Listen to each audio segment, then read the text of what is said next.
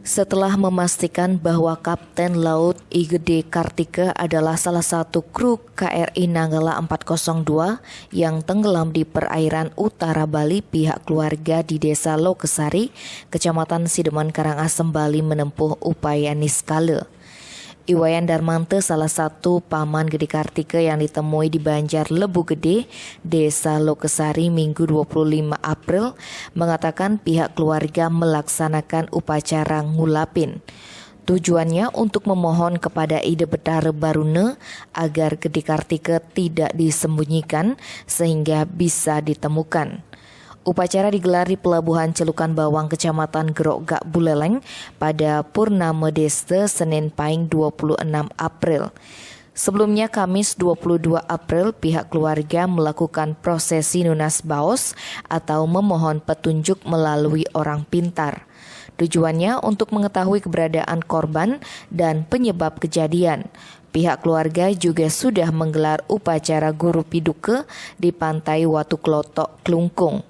Darmante yang menjabat sebagai Bendesa Alitan Majelis Desa Adat Kecamatan Sidemen menuturkan, ini merupakan kepercayaan sesuai penelusuran secara niskala.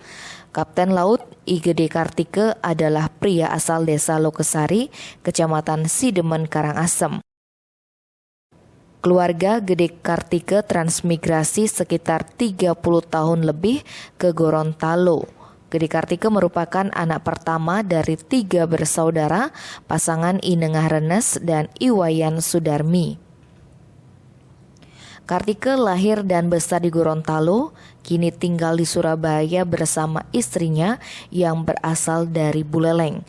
Sejak kecil, Gede Kartika ingin menjadi prajurit TNI Angkatan Laut.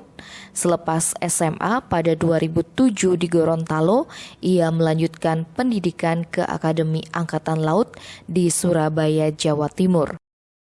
Karirnya di Angkatan Laut cukup gemilang.